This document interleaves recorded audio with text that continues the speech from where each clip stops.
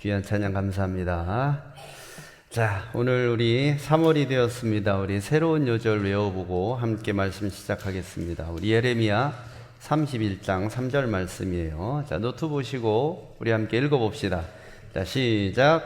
옛적에 여호와께서 나에게 나타나사 내가 영원한 사랑으로 너를 사랑하였기에 인자함으로 너를 이끌었다 하였노라. 아멘. 예레미야 31장 3절 말씀이죠. 자, 다시 한번 읽어볼게요. 자, 뜻을 잘 생각하시면서 읽어봅시다. 시작. 옛적에 여호와께서 나에게 나타나사 내가 영원한 사랑으로 너를 사랑하였기에 인자함으로 너를 이끌었다 하였노라. 아멘. 예레미야 31장 3절 말씀. 아멘. 쉽죠? 이게 나눠서 보면 어렵잖아요. 옛날에 하나님이 나타나셔서 말씀하셨대요. 뭐라고? 내가 영원한 사랑으로 너를 사랑해서 인자함으로 너를 이끌었다 하였노라. 쉽잖아요. 그죠? 외워보죠, 바로. 이거는 몇 번 외워보면 금방 뜻이 될 거예요. 자, 한번 외워봅시다. 시작. 옛적에 여호와께서 나에게 나타나사 내가 영원한 사랑으로 너를 사랑하였기에 인자함으로 너를 이끌었다 하였노라. 예레미야 31장 3절 말씀. 잘하시네요. 충분히 한 번만 더 해보면 완벽할 것 같아요. 자, 옛적에부터. 자, 시작. 옛적에 여호와께서 나에게 나타나사 내가 영원한 사랑으로 너를 사랑하였기에 인자함으로 너를 이끌었다 하였노라. 예레미야 31장 3절 말씀. 아멘. 예, 좋습니다. 날이 갈수록 우리 조천교회 성도님들 요절 외우는 실력이 늘어나는 것 같아요. 예, 훌륭합니다. 좋습니다. 자, 오늘 예배에 참석하신 여러분들 가운데 하나님의 은혜와 평강이 충만하시기를 축복합니다. 자, 옆 사람 축복하고 말씀 열지요. 복음의 은혜로 승리합시다. 인사하십시오. 예, 복음의 은혜로 승리합시다. 예전에 제가 신학교에 다닐 때 4학년 때였던 것 같아요. 그때 무슨 시간이 있었냐면 목회학 개론이 있었어요. 그 목회학 개론에서 여러 가지를 이렇게 배우고 싶었지만 16주밖에 안 돼요. 그래서 많은 다양한 거를 이렇게 하고 싶어도 하지는 못했는데 교수님이 그런 말씀하셨어요. 개론이지만 여러분 이거는 이 시간 아니면 도저히 못 해볼 것 같아서 가르쳐 줍니다. 그러면서 2주간을 빼서 16주간 중에 2주간을 빼서 뭘 했냐면 장례식 실습을 시켜줬어요. 신학생들이 어디 가서 장례식을 해볼 일이 없잖아요. 신학생으로 해봐야 거기 제가 4학년 때라고 하면은 군대 갔다 와서니까 제가 25인가요? 그거밖에 안 됐을 때잖아요. 거기 보면은 다 나이 많은 친구가 25이고 군대 안 갔다 왔으면 23이고 그죠? 여학생들 같은 경우는 23 그렇단 말이에요. 그러니 여러분 보세요. 23살, 25살이면 장례식을 할 일이 있겠어요? 이거는 가족 중에 장례식 나는 것도 쉽지 않아요. 할아버지, 할머니들도 다 정정하고 살아 계시니까. 그러니까 이게 나중에 목회 나가면은 시골이라도 이렇게 목회 가면은 이제 장례식을 주관해야 될 텐데 해본 적이 없으면 안 되잖아요. 저 때는 신학교 4학년을 졸업하면 단독 목회를 나갈 수가 있었어요. 그러니까 이제 당장 내년에 목회 나갈 사람도 있는 거예요. 그러니 교수님이 이건 한번 해보는 거 하고 안 해보는 거하고 다르다고. 그러면서 첫 주간에는 염 실습을 해줬어요. 이렇게. 그분 염을 할 줄 알았어요. 그랬더니 김군 잠깐 나와보지. 그러면서 여기 엎드려봐. 이렇게 해서 시체야. 해놓고 챙겨오셨어요. 그러면서 맨 먼저 두건을 씌우고 뭘 하고 옷을 입히고 막 이거를 다 하셨어요. 한 번 봐서 아나요? 근데 이거 한 번 본 거하고 안 본 거하고 다르더라고요. 그렇게 해서 이렇게 염 실습을 해줬어요. 자, 그 다음에 두 번째는 뭐냐면 다음 주간에는 여러분이 실제로 장례식을 인도해 볼 텐데 보통 3일장을 하지만 3일 내내 하는 걸 다 할 수는 없고 마지막 날 마지막 날 장례 예배를 인도하는 걸 한번 해보겠다고 그러는 거예요. 그러면서 예문에 나와 있는 것과 내가 연구한 거를 좀 더해서 할 테니까 자, 조를 짜서 이렇게 해보라는 거예요. 그러면서 준비를 해요. 그래요. 뭘 하냐면 역할을 분담하래요. 이제 장례를 인도하는 목사님 역할, 유족 역할, 그 다음에 시체 역할 이렇게 해갖고 해보라는 거예요. 이렇게 하고 그 다음에 뭐 숙제를 하나 냈냐면 유서를 써오겠어요. 유서. 25살이 유서 쓸 일이 뭐가 있어요? 유서를 쓸 수 있을까요? 그런데 해보라는 거예요. 이거는 죽은 시체 역할만 하는 장신만 쓰는 게 아니라 전 조원들이 다 자기 거 하나씩 써보라는 거예요. 그러면서 유서를 쓰겠어요. 제가 그때 유서를 썼어요. 근데 뭘 썼는지 기억이 하나도 안 나는데 야, 이게 유서를 쓰려니까 막막한 거예요. 그런데 쓰려고 이렇게 앉아서 그 생각이 든 거예요. 야, 내가 만약에 지금 죽는다면 무슨 얘기를 하고 싶을까? 제일 하고 싶은 얘기가 뭘까? 이걸 고민을 하게 되더라고요. 여러분 혹시 유서 쓰셨어요? 왜 이게 유서 쓰면은 내가 당장 내일 죽어야 될 것 같고 그래갖고 좀 기분이 안 좋잖아요. 그래서 대부분 이런 것들을 준비 안 하는데 여러분, 그런데요, 한번 내가 내일 죽는지 내년에 죽는지 그건 상관없이 그건 주님 앞에 맡겨진 거니까 그거와 상관없이 만약에 내가 오늘이 마지막 날이라면 내가 어떤 얘기를 하고 싶은지에 대해서 한번 고민을 해보시고 유서를 한번 써봐요. 아마 삶에 대한 태도가 달라질 겁니다. 신앙생활에 대한 태도가 달라질 거예요. 자, 오늘 왜 이렇게 신학교 얘기까지 장황하게 길게 처음에 얘기를 하냐면 이 디모데후서가 유서라서 그래요. 오늘 우리가 이 디모데후서를 보는데 누가 썼는지는 아시죠? 바울이 썼습니다. 누구에게? 디모데에게. 지난주에 우리가 디모데 전서를 봤어요. 자, 디모데는 영적인 아들이에요. 바울이 내 영적인 아들이다 라고 표현한 사람입니다. 자신의 모든 목회 엑기스를 다 디모데에게 전수해주고 싶었어요. 그게 전서였어요. 그럼 후서는 뭐냐? 제가 저번 주에 말씀드렸을 거예요. 디모데 전서랑 디모데 후서는 성격이 완전히 다르다고. 보통 전후서는 뭐냐면 전서, 그 다음에 속편으로 이어져 나오는 내용이 후서 이런 식으로 돼 있을 텐데 디모데 전후서는 완전히 아니에요. 내용이 완전 달라요. 왜 그러냐? 시대도 다르지만 상황도 다르지만 디모데 후서를 쓰는 바울 사도의 마음가짐이 달라요. 이제는 바울 사도가 나는 이 감옥에서 벗어날 수 없다라는 것을 직감을 한 거예요. 그래서 디모데에게 유서격으로 쓴 게 이 후서 말씀입니다. 자, 디모데 전서, 이 디모데 후서를 기록할 당시에 바울 사도가 어디 있었냐면 지하 감옥에 있었어요.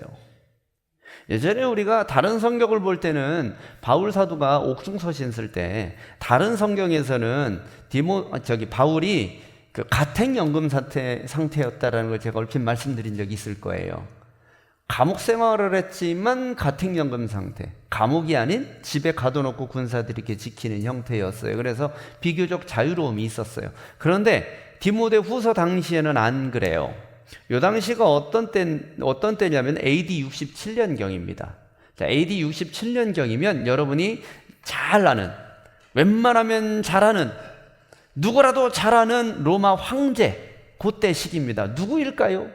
네자로 시작하는데. 네, 네로 황제 시기예요. 여러분, 네로 황제 시기에 기독교인들이 왜 힘들었는지는 아시죠?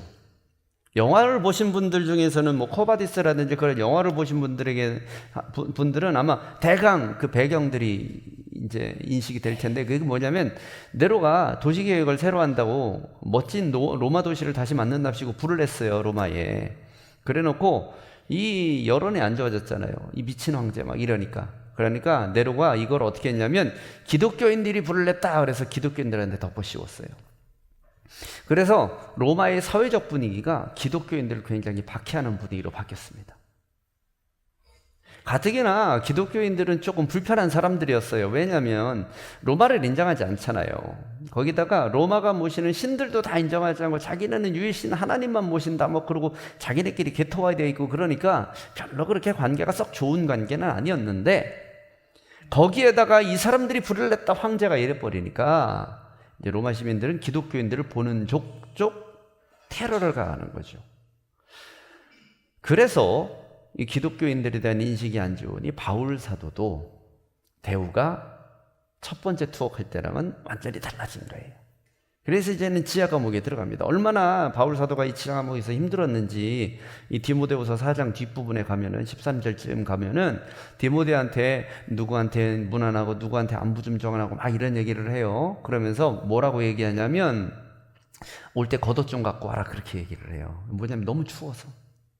지하 감옥이 너무 춥고 습하고 어둡고 막 불편하고 힘들고, 그러니까 바울이 이때 나이가 이제 적지 않으니까 힘들었다는 거예요. 그 정도로 바울이 고생을 굉장히 많이 한 상태였습니다.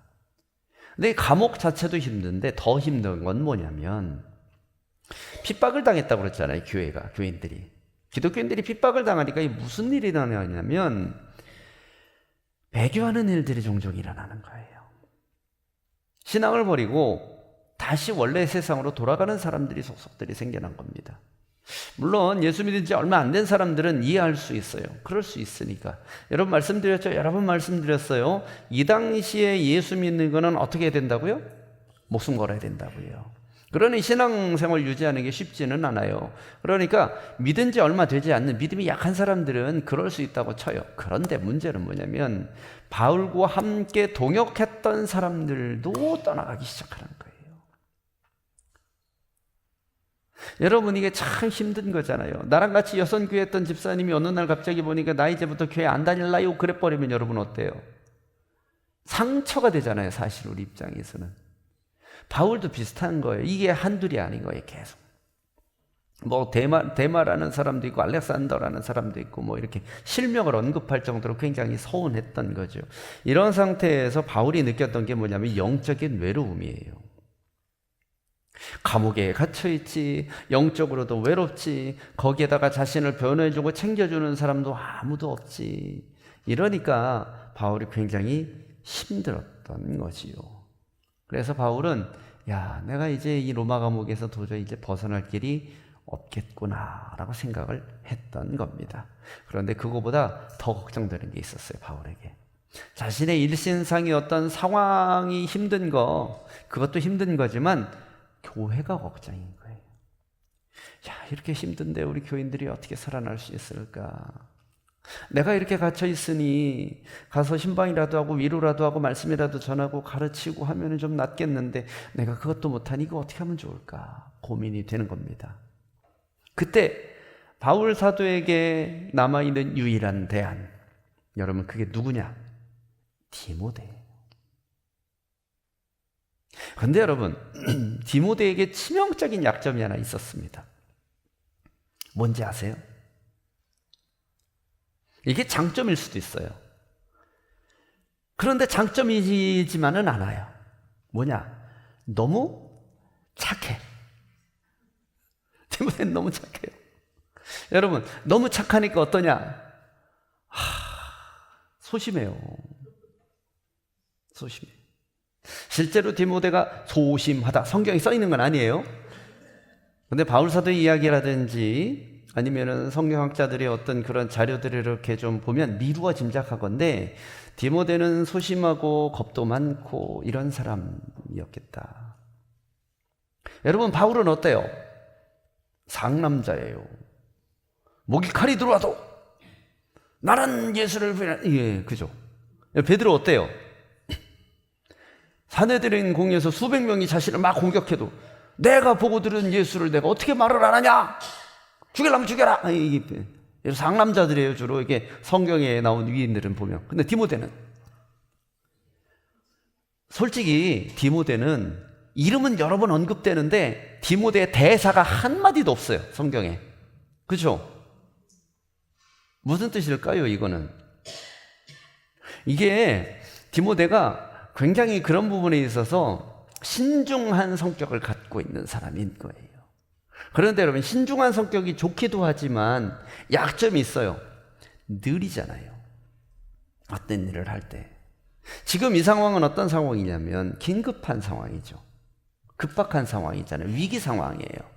위기 상황에서는 신중보다는 무엇인가를 빨리빨리 진격해 나가는 게 어떻게 보면 더 유리할 수 있어요. 지금 이 문제는 교회가 사라지느냐 세워지느냐 그 기로에 서 있단 말이에요. 근데 바울이 볼 때 이 디모데는 이 친구가 이 젊은 사람이 버텨낼 수 있을까 싶은 거예요.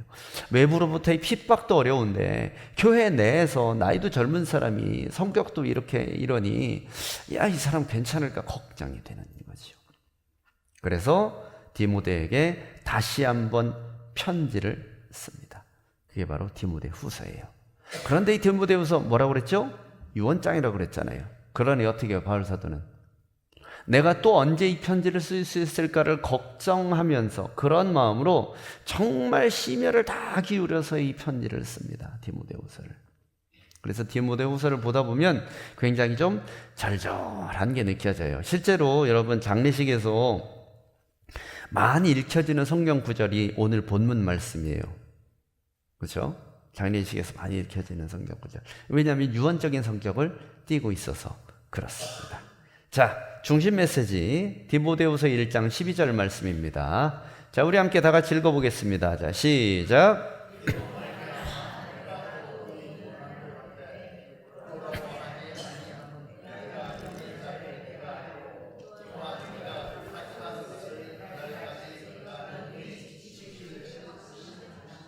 아멘. 이로 말미암아 내가 또 이 고난을 받되 부끄러워하지 않는 것은 왜 그러느냐? 내가 믿는 자를 내가 알고. 누구예요? 내가 믿는 자. 예수 그리스도. 예수 그리스도를 내가 알고 또한 내가 의탁한 것을 그날까지 그가, 여기서는 그는 누구예요? 예수 그리스도. 예수님께서 지켜주실 줄을 나는 확신한다. 내가 고난을 당하지만 내가 예수 그리스도를 내가 확실하게 믿고 알고 있고 끝까지 예수님이 날 지켜주실 거야 라는 그런 뜻입니다. 자, 이게 뭐냐면 나는 어려워도 힘들어도 고난 가운데서도 나는 예수를 끝까지 믿고 신뢰할 것이다 라는 결의입니다. 여기 디모데에게 해줄 수 있는 가장 중요한 얘기였던 거예요. 그러니까 고난 속에서도 복음을 너도 지켜야 돼 라는 뜻이겠죠. 힘들 거야. 그래도 너 복음을 저버리면 안 돼. 이렇게 얘기를 하는 겁니다. 여러분, 일반적으로 어려움 당하면 기도 제목이 이 어려움을 해결해 주십시오라는 기도 제목을 하기 쉬워요. 나쁘다는 거 아닙니다. 그렇게 되기 쉽다는 얘기예요. 당연하죠. 눈앞에 있는 문제가 그거니까. 그런데 바울은 이 고난을 해결하는 것에서 멈추면 안 된다고 얘기하는 거예요. 여러분, 더 중요한 건 뭐냐면 장애물을 넘어서는 것도 중요한데 넘어선 이후가 더 중요해요. 왜? 장애물을 넘어선 이후의 삶이 보장되지 않으면 장애물을 넘어서는 게 아무 의미가 없잖아요. 여러분, 왜 장애물을 극복해야 됩니까? 왜 고난을 극복해야 돼요? 지금 당장 편하려고? 그런데 여러분, 인생의 진리가 하나 있죠. 산 넘어 산, 개울 건너 강, 강 건너 바다. 인생의 문제는 그치는 적이 없어요.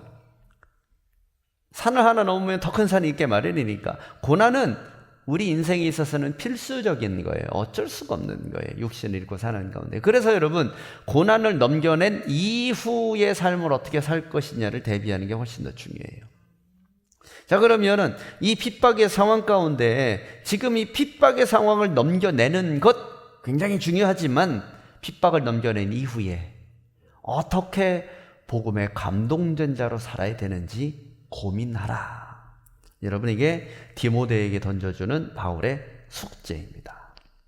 자, 디모데후서는 4장으로 이루어져 있습니다. 이 4장 각각 한 장씩 한번 살펴볼게요. 긴 성경이라면 이렇게 못 보지만 짧은 성경이니까 우리가 이렇게 볼 수 있어요. 자, 1장부터 보면 1장은 어떻게 보면은 바울 사도가 디모데를 달래는 내용들이 좀 있는 것 같아요. 자, 디모데후서 1장 7절, 8절 말씀, 자, 노트에 있습니다. 자, 우리 함께 읽어보겠습니다. 자, 시작.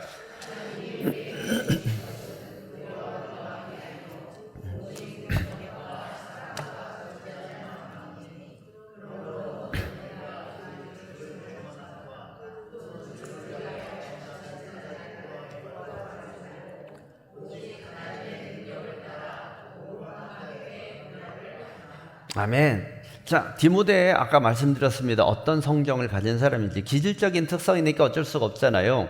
그런데 바울 사도는 기질적인 특성이 그렇다고 해서 거기에 머무르지 말라라고 얘기를 해요. 뭐라고 얘기해요? 하나님이 주는 마음은 두려워하는 마음이 아니다. 여러분, 두려움이라는 게 안 두려워야지? 그러면 안 두렵습니까?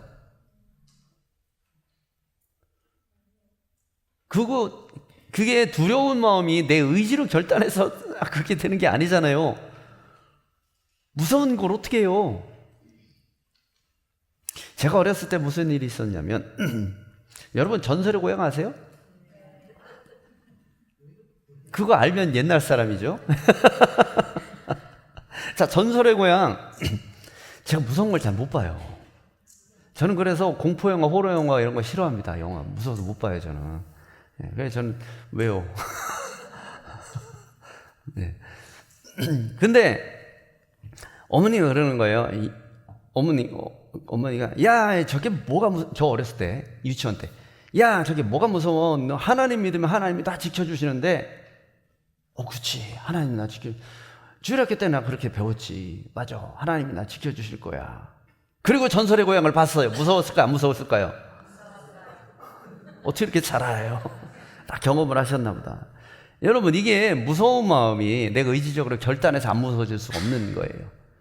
여러분 무섭지 않은 게 아니라 무서움을 그럼에도 불구하고 무서움이 있음에도 불구하고 할 일을 하는 게 중요한 거예요. 무섭다 안 무섭다라 얽매여져 있으면 아무것도 못해요. 무서워도 하는 거예요. 두려워도 하는 거고. 예전에 순교하신 우리의 선구자들이 있어요. 우리 신앙의 선배들. 여러분 총칼을 겨누면서 예수 전하면 죽인다고 했을 때 무서워했을까요? 안 무서워했을까요? 무섭지요. 어떻게 안 무섭습니까? 그런데 그들은 덜덜 떨면서도 예수를 부인하지 않은 거예요. 진정한 용기가 뭐냐면 그 마음을 하나님이 주시는 것을 붙잡는 거죠. 바울 사도의 얘기는 뭐냐면 너가 기질적으로 두려움이 많고 무서움이 많고 소심하고 그거를 붙잡지 말고 하나님이 너에게 주시는 능력과 사랑과 절제하는 마음을 붙잡고 복음을 위해서 고난을 당당하게 받으라는 거예요. 자, 그럼 이 얘기는 바꿔서 얘기하면 뭐예요? 바울도 지금 상태가 두렵다는 거예요? 안 두렵다는 거예요? 두렵다는 거예요. 상남자 바울도 죽으면 두려워요. 그런데 바울은 지금 어때요? 이걸 붙드는 거예요. 하나님 주시는 능력과 사랑과 절제를 붙드는 거지요. 두려움은 나에게 집중하면 커져요. 그런데 하나님께 집중하면 극복이 돼요. 바울은 그걸 얘기하는 겁니다. 디모데는 그렇게 해야 된다라는 얘기죠. 여러분 바울이 디모데가 자기처럼 투옥되기를 바라는 마음으로 그러는 게 아니에요. 내가 순교했으니까 너도 순교해 그 얘기는 아닙니다. 여러분 순교는 아무나 하는 게 아니에요. 하나님이 고르고 선택해야 순교도 가능한 거예요. 순교의 은혜는 아무나 누릴 수 있는 게 아닙니다. 순교를 은혜라고 표현했죠? 그렇죠? 여러분 그거예요. 바울도 투옥을 강요할 수는 없어요. 그러나 그럼에도 불구하고 디모데가 갇히게 된 것을 핍박당하는 것을 부끄러워하거나 두려워하지 말고 계속 사역을 해 나가는 것, 그것이 디모데에게는 중요한 거지요. 무서워서 숨을 수는 있어요. 그러나 사역은 해야 되는 거예요. 왜? 그래야 교인들이 예수를 믿지요. 어렵죠, 힘들죠. 그래도 디모데는 주어진 말씀을 선포해야 되는 거예요. 왜? 그래야지 성도들이 힘을 얻고 용기를 얻을 수 있기 때문입니다. 그러니까 부끄러워하거나 피하거나 회피하지 말라는 얘기죠. 여러분 만약에 복음을 전하고 예수를 믿다가 부끄러운 일 당하고 어려운 일 당하고 그러잖아요. 그럼 여러분 오히려 자랑스럽게 생각하세요. 사람들이 예수 믿는다고 손가락질을 할 수 있어요. 우리 보고. 한때 여러분 그런 적이 있습니다. 교회에 대한 이미지가 너무 안 좋아가지고 뭐 가까이는 우리 코로나 때 그랬어요. 여러분 기억하시는지 모르겠어요. 코로나 때 교회가 욕 굉장히 많이 먹었어요. 그렇죠? 기억나세요? 예, 그때 교회 욕 많이 먹었어요. 왜냐면은 아니 전 세계적으로 지금 모이기를 지금 모이면은 바이러스 옮긴다고 전염병 옮긴다고 그러는데 왜 교회 다니는 인간들은 그렇게 자꾸 모이는 거야? 그러면서 뭐 맞을 수도 있고 어떤 교회는 뭐 안 모이기도 하고 어떤 교회는 모이기도 하고 막 그랬었지만 우리 교회는 안 모였었다고 들었어요. 안 모이면 또 어때요? 안 모이면 같은 기독교인들이 또 욕해요. 니네 교회는 어떻게 모이지도 않냐 막 그러면서 그죠? 이거 어쩌란 얘기야 도대체. 예? 모이면 누가 욕하고 안 모이면은 또 우리끼리 욕하고 그죠? 되게 어려운 시기였단 말이에요. 그런데 여러분 이걸 기억해야 돼요.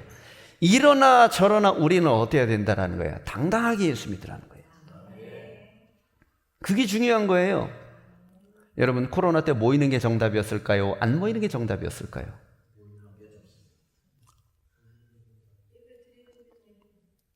아니 누가 예배 드리는 거 얘기했어요? 모이는 게 정답이냐고 안 모이는 게 정답이냐고.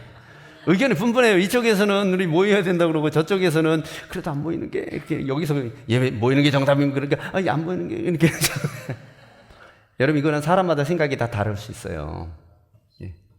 여러분 그렇게 따지면은 초대교회 성도들은 어쨌다는 거예요. 이 사람들은 여러분 이 사람들은 모이기에 힘썼으나 모이질 못했잖아요. 핍박이 강하니까 5사람 모이다가 누가 쳐들어오면 확 흩어져서 집에 숨고 막 이랬단 말이에요. 그럼 이 사람들은 제대로 모인 거냐? 우리 후대 평가는 어때요? 이 사람들은 모이기 힘썼다고 평가를 하잖아요. 여러분 집단으로 몇 명 모였느냐가 중요한 게 아니라 그럼에도 불구하고 예수를 믿었냐 안 믿었냐가 중요한 거예요. 똑같이 적용해서 우리가 사람들에게 손가락질을 받느냐 안 받느냐가 중요한 게 아니지는 않죠. 중요하죠. 근데 그거보다 더 중요한 개념이 있어요.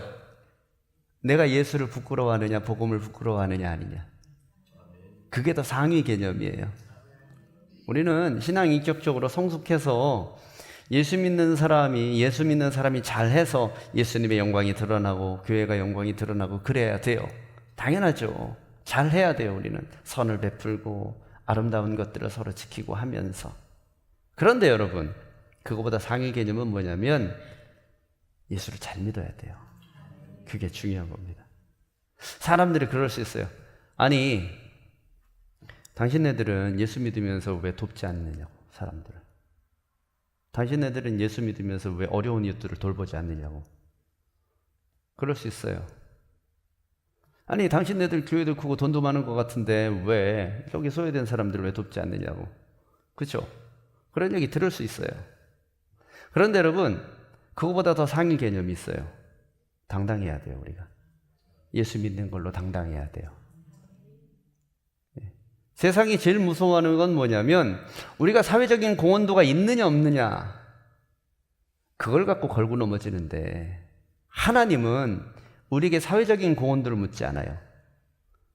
복음을 잘 듣느냐 안 듣느냐, 복음대로 살아가느냐 안 살아가느냐, 말씀대로 사느냐 안 사느냐, 그게 우선이에요. 여러분 예수 잘 믿고 있으시지요? 네. 여러분 신경 쓰지 말고 교회를 마음껏 자랑하세요. 예수를 자랑하십시오. 예. 교회 다니는 사람이 왜 저러냐라는 말을 들을 때는 그렇게 생각하세요. 그나마 예수 믿으니까 내가 이 정도지. 당신 내가 예수 안 믿었으면 지금 어디 하나 부러졌어. 예. 그나마 우리가 예수 믿으니까 이 정도로 되는 겁니다. 예. 자, 2장 말씀 넘어갈게요. 자, 이 디모데후서 2장 15절. 자, 읽겠습니다. 자, 시작.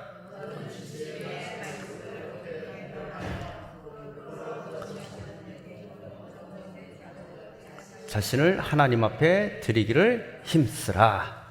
너는 진리의 말씀을 옳게 분별해라. 그래서 부끄러움 없는 일꾼으로 세워지라는 거예요. 자, 이 부끄러울 것이 없는 일꾼은 사람들 앞에 부끄러운 게 아니라 하나님 앞에 부끄럽지 않은 일꾼으로 살아가는 겁니다. 왜? 자기 자신을 하나님 앞에 드리기를 힘써야 되기 때문에 그렇지요. 그러면서 2장에서는 뭐냐면 예수 그리스도의 좋은 병사로 거듭나려면 뭐를 해야 되느냐 요걸 얘기하는데 7가지의 개념을 얘기해요. 제가 그 7가지 개념을 노트에 적어드렸을 거예요. 자, 여기 나온 첫 번째 개념은 아들이라는 개념이에요. 자, 이 아들이라는 개념은 뭐냐면 이제 아들이 되라는 거예요. 주님의 아들이.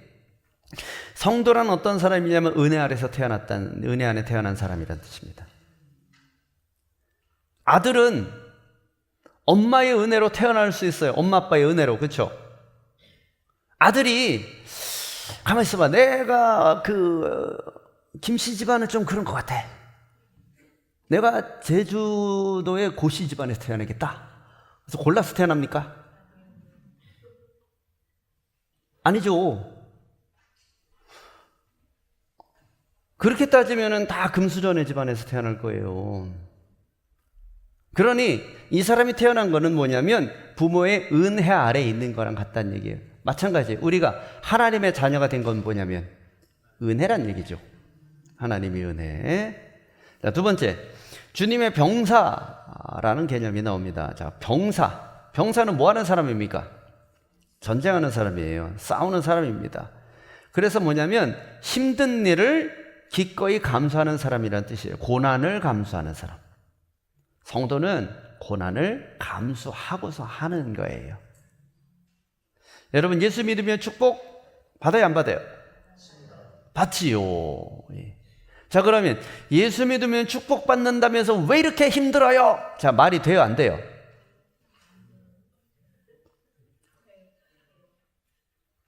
이해가 안 가시나요? 자, 다 처음부터 예수 믿으면 축복 받아요, 안 받아요? 받아요. 그럼 예수 믿는 축복 받은다면서 왜 이렇게 고난스럽고 힘들어요? 자, 말이 돼요, 안 돼요? 뭔가 이게 충돌되는 것 같죠? 예수 믿으면 축복 받는다는데 왜 이렇게 고난이냐 힘드냐? 여러분, 그거는 카테고리가 다른 얘기예요. 예수 믿고 복 받는 건 이쪽 얘기고, 예수 믿고 고난 당하고 어려움 당하는 건 이쪽 얘기. 그러나 이게 무슨 얘기냐면 예수 믿고 축복받는 것도 있고 예수 믿고 고난당하는 것도 있는 거예요. 다 일어나는 거예요, 이 일은. 축복받으니까 고난이 없다? 오해예요. 고난당하는 상황이니까 에이 축복받는 거 거짓말이네? 아니에요, 오해예요. 예수 믿으면 축복도 받을 수 있고 어려움도 당할 수 있는 거예요. 자, 그러면 뭐냐? 병사는 언제 필요하냐면 네 고난당할 때 필요하다는 얘기예요. 내 신분은 고난당하는 신분이다, 예수 믿을 때. 우리 기독교인은 어떤 사람이냐면 예수 믿으면서 고난당하는 사람인 거예요. 고난을 안 당하는 사람이 아니라 고난을 극복하는 사람인 거죠. 그게 바로 병사라는 뜻입니다. 예. 자, 경기하는 자, 경주하는 자라는 개념도 나옵니다. 이 경주하는 자의 가장 중요한 건 뭐냐면, 여러분, 경기를 할 때, 스포츠 경기나 어떤 운동 경기나 뭘 할 때 제일 중요한 건 뭡니까? 규칙이에요. 여러분, 규칙을 신경 쓰지 않고 이기고 지는 거에만 신경 쓰면 어떻게 되나요? 반칙을 하게 돼요. 그러면 보세요. 반칙을 하면 하나님이 인정해 주세요, 안 해주세요? 안 해주세요. 여러분, 철로역정이라는 책 혹시 아세요? 존 버년이 지은? 철로역정을 읽다 보면은 나중에 제가 이 철로역정 가지고 시리즈로 한번 해드릴게요. 되게 재밌는 거예요. 기대하시고. 수요일 날 할 예정이에요. 주일날 오후에 안 하고 우리끼리 남들 안 올 때 합시다. 재밌는 거. 네. 재밌는 거는 이게 중요한 사람들이랑 하는 거야. 이게 방송을 보시는 우리 조천교회 교인들은 수요일 날 나오세요. 네. 나중에 이거 책별 다 끝나면 한번 철로역정 재밌는 거 할 텐데, 자, 그때 무슨 얘기가 나오냐면, 철로역정은 뭐냐면 이 천국으로 가는 순례자의 얘기예요. 그런데 좁은 길을 따라서 쭉 가야 되거든요. 근데 좁은 길을 따라가면 어려운 거 힘든 거 막 되게 많이 나와요. 장애물도 나오고. 근데 이 주인공이 막 가다 보니까 누가 담을 넘어서 나오네. 담을 넘어서 막 들어와요. 그래서 당신들은 뭡니까? 그랬더니 저기 멍청하게 그걸 뭐하러 처음부터 하냐고. 저쪽에 가면은 여기 브로커가 있는데 그 사람이 이렇게 중간에 이렇게 샛길이 있어갖고 담 넘어오게 할 수 있다고. 여기서부터 가도 어차피 목적지만 가면 되는 걸 뭘 그러냐고. 그런 사람들이 이제 있었어요. 어쨌든 같이 가는 길이니까 같이 갔어요. 그래서 같이 가서 이제 천국 문 앞에 딱 갔더니 천사가 그러는 거예요. 환영합니다. 어서 오십시오. 자, 증명서 주세요. 근데 그 증명서는 어디서 주냐? 맨 처음 주거든요. 길 입구에서 주거든요. 중간에서 담 넘은 사람은 없어요. 이 사람들 어떻게 됐느냐? 천사가 도둑놈들이구나! 그래서 잡아서 무정행에 던져버렸다. 그 얘기가 나와요. 미리 스포를 해버렸네. 경계하는 자에게 중요한 거는 규칙이에요. 여러분, 우리가 경주하는 사람, 경계하는 사람이라고 했을 때 규칙은 뭐가 규칙이 될까요? 그렇죠. 하나님의 말씀이 규칙이 되는 거예요. 여러분, 말씀 읽어보고 다 집어치우고 천국만 가면 되는 거예요? 아닌 거예요. 자, 농부. 또 농부로 비유를 해요. 이 농부는 뭐냐면, 농부는 땀 흘려 일하는 사람을 농부라고 합니다. 그렇죠? 그래서 복음을 위해서 땀 흘려 일하는 사람, 농부로 비유했고요. 자, 일꾼. 일꾼은 뭐냐면 진리를 바르게 다루는 부끄러울 것 없는 사람이 일꾼이다라는 개념입니다. 자, 그릇이라는 개념도 나와요. 자, 그릇은 깨끗해야 쓰임 받아요. 금으로 만든 더러운 그릇에 밥 먹을래요? 아니면은 그냥 유리 그릇이지만 깨끗한 그릇에 밥 먹을래요? 네, 당연한 겁니다. 예, 그릇의 생명은 깨끗함이 있어요. 정결함. 자, 주의 종이라는 개념도 또 나옵니다. 이 종은 뭐냐면 섬기는 사람이잖아요. 그러니 온유함으로 사람을 섬기는 사람, 그거를 종으로 표현하는 거예요. 자, 7가지는 뭐냐면 디모데에게 얘기했으니까 목회자가 이래야 된다라는 개념으로 좁은 의미로는 설명할 수 있겠지만, 조금 더 확장시키면 모든 성도들은, 예수 믿는 사람들은 다 요래야 된다라는 개념으로 받아들여도 됩니다. 받아들여도 되는 게 아니라 그래야 되는 거예요. 바울 사도는 그렇게 이야기하는 거지요. 자, 3장 말씀 넘어가 보겠습니다. 자, 3장 14절 15절 말씀 읽어볼게요. 자, 디모데후서 3장 14절 15절. 자, 시작. 그러나 너는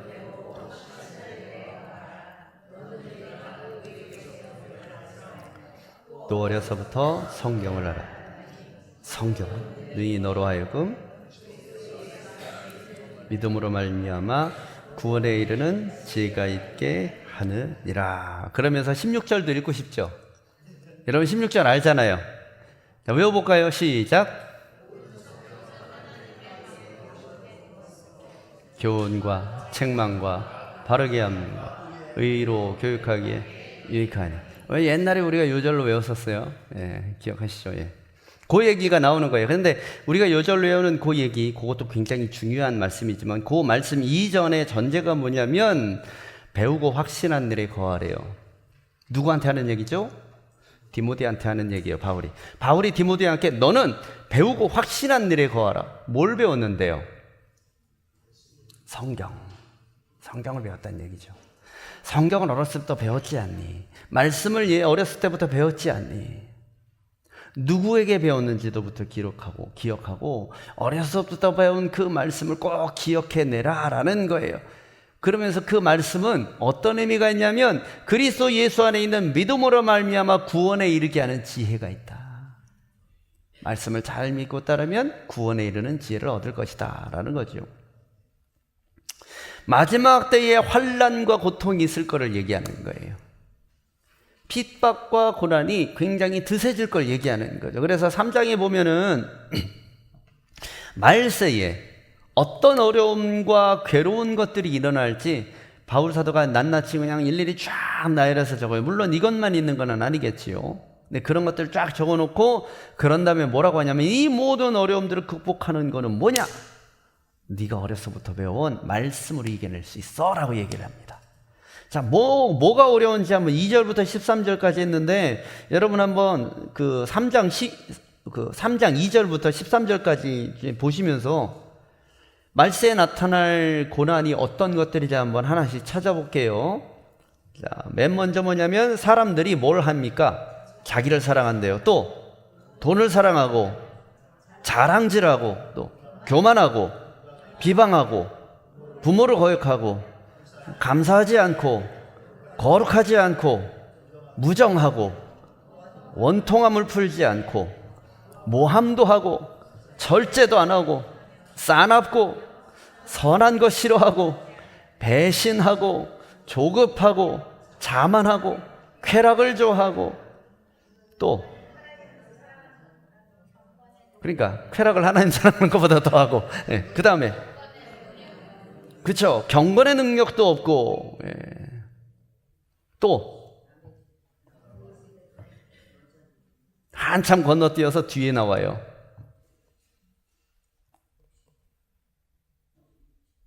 (10) 절쯤에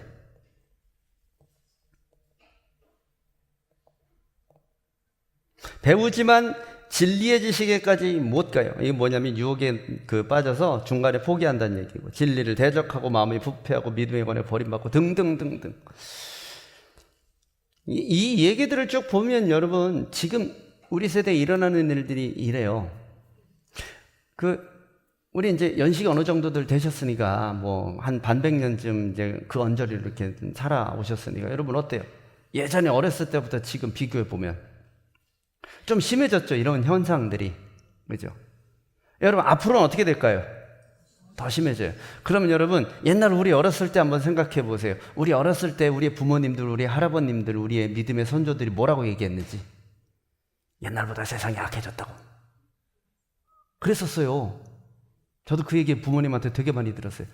요새 아버지도 세상 보면서 야, 요새 세상이 너무 악해졌어, 막 그랬었어. 지금은 우리가 그 얘기를 하고 있어요. 그죠? 나중에는 또 그렇게 될 거예요.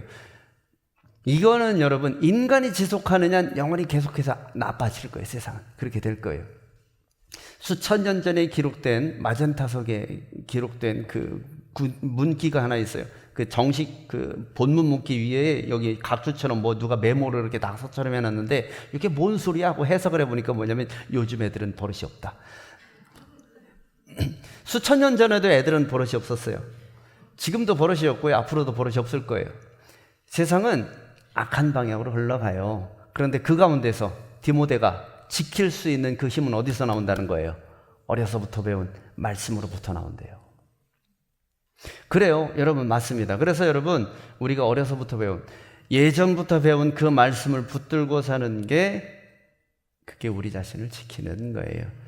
여러분, 그래서 교회학교 우리 선생님들 되게 분반 시간 되게 중요해요. 애들한테 말씀 가르치는 게 굉장히 중요해요. 교재가 뭐 요새 애들에게 맞지 않아서 그냥 괜찮아요. 만약에 교재가 있으면 좋은데 교재가 없으면 어떻게 하냐면, 말씀을 읽으세요. 말씀을 읽고 그 말씀을 해석해 주세요. 그리고 같이 외워보자. 그리고 외우세요. 여러분, 그게 그 아이들을 지킬 거예요. 이게 한 번, 두 번 해서는 잘 몰라요. 그런데 이게 쌓여가잖아요. 인생을 바꿀 수 있어요. 예. 교재가 중요한 게 아닙니다. 교재 안에 들어가 있는 말씀이 중요한 거지. 예. 생각보다 큰 차이를 만들어낼 수 있어요. 자, 여담이었고요. 자, 4장 넘어가겠습니다.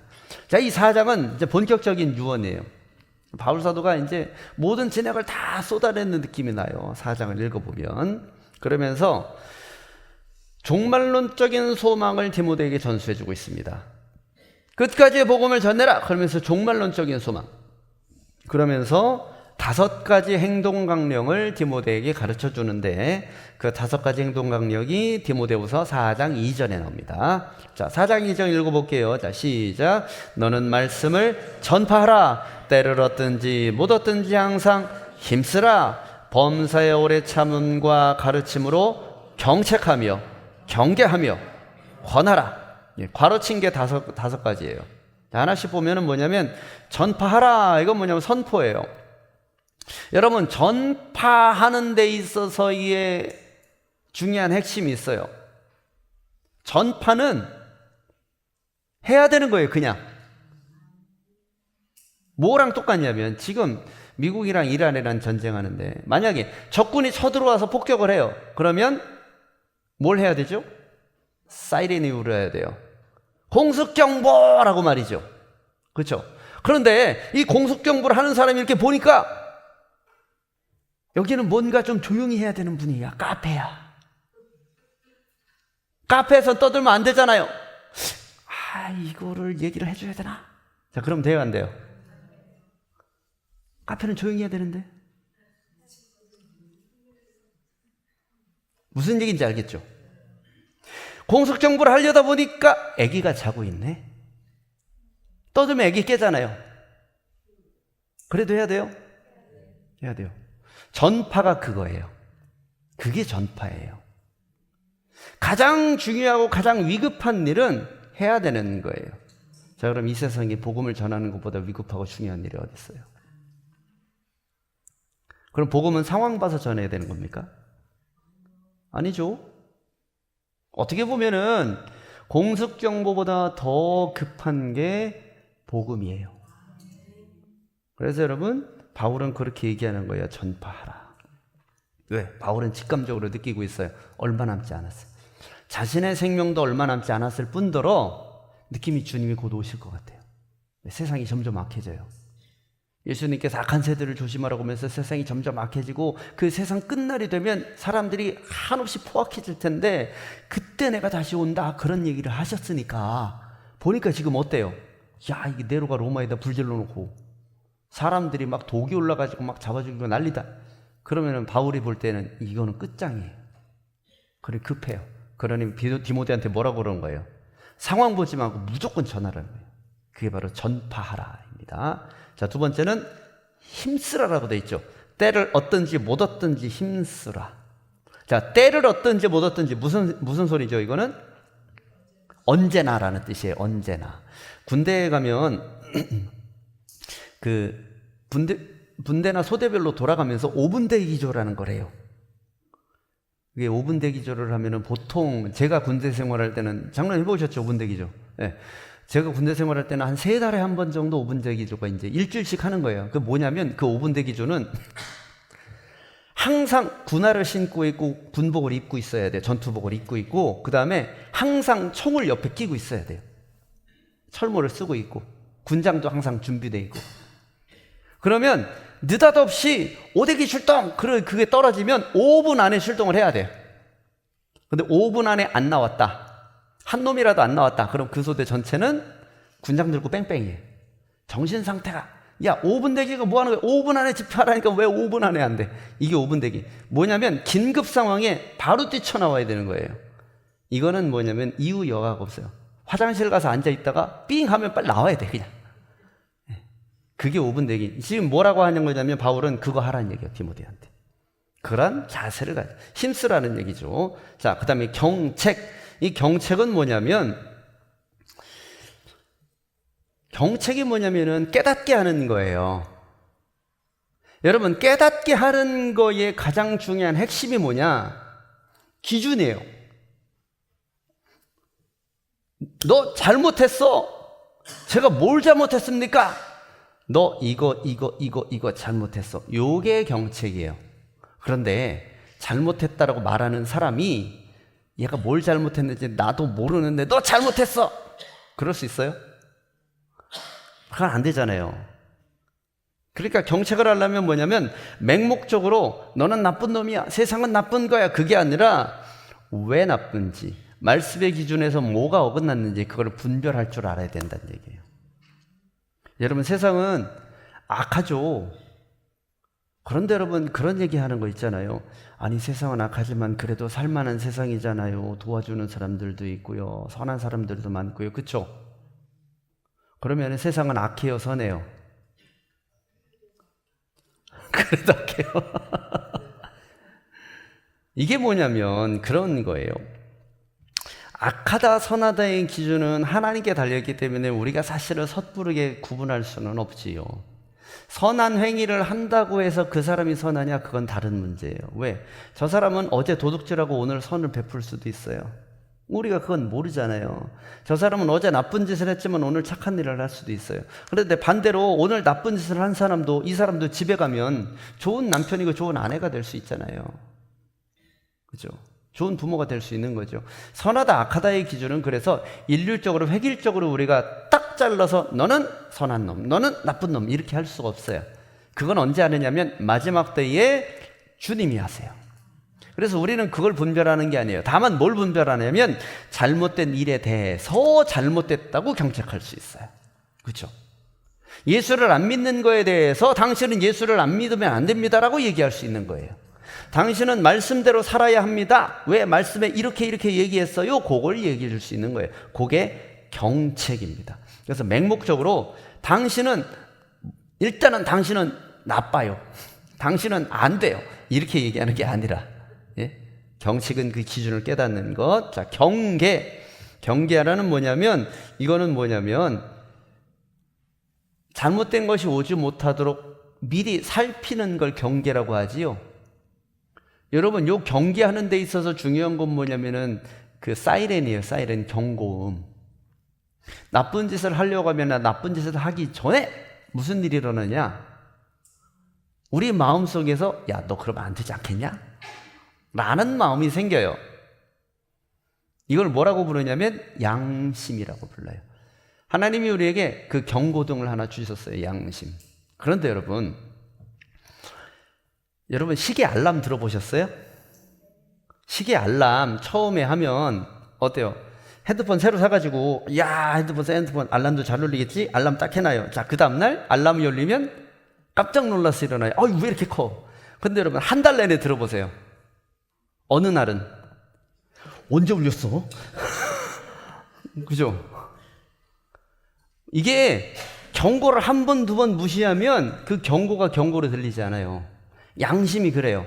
처음에 우리가 죄 지을 때는 야, 이랬었잖아 막 그래요.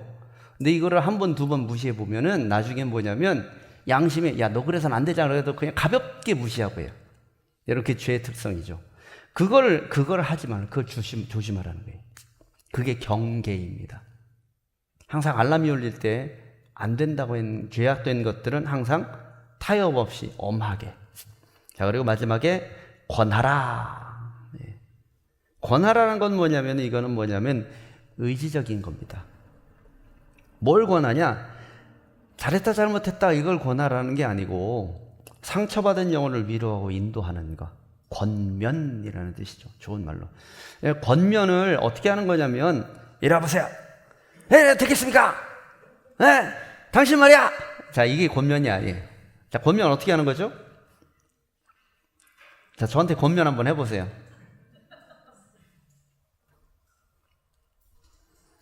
권면을 어떻게 하는 거냐면, 자, 권사님, 이 부분은 그렇게 생각할 수도 있는데, 근데 저는 이렇게 생각해요. 이렇게 하시고, 이렇게 하는 게 맞는 것 같아요. 어떻게 생각하세요? 이거 이렇게 했으면 좋겠는데, 한번 기도해 보세요. 이렇게 하는 게 권면. 똑같은 얘기를 해도 권면을 해야 돼요. 제가 아까 그냥 잘못한 게 있어가지고 좀 이 말씀 전하려면 좀 찔리는데, 권면 뭔지 아시겠죠? 선하게, 아름답게 위로하고 인도하는 겁니다. 여러분, 이 5가지가 바울 사도가 뭐라고 그러냐면 마지막 때가 가까울수록 성도가 꼭 지녀야 되는 행동 강령이다 라고 얘기를 하는 겁니다. 마지막 때가 되면은 사람들이 귀를 막고 안 들어요. 예전에 비해서 여러분 복음 전하는 게 참 어려워요. 물론 예전에도 쉬웠던 건 아니지만 자신의 입맛에 맞는 얘기만 들으려고 그래요. 골라서 들으려고 그래요. 편협해져요, 사람들이. 그게 마지막 때의 특징입니다.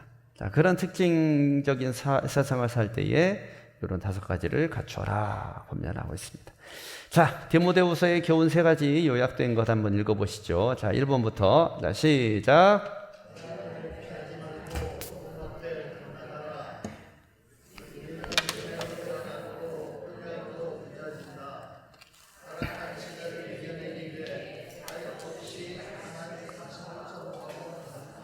자, 네. 자, 우리 함께 찬양하겠습니다.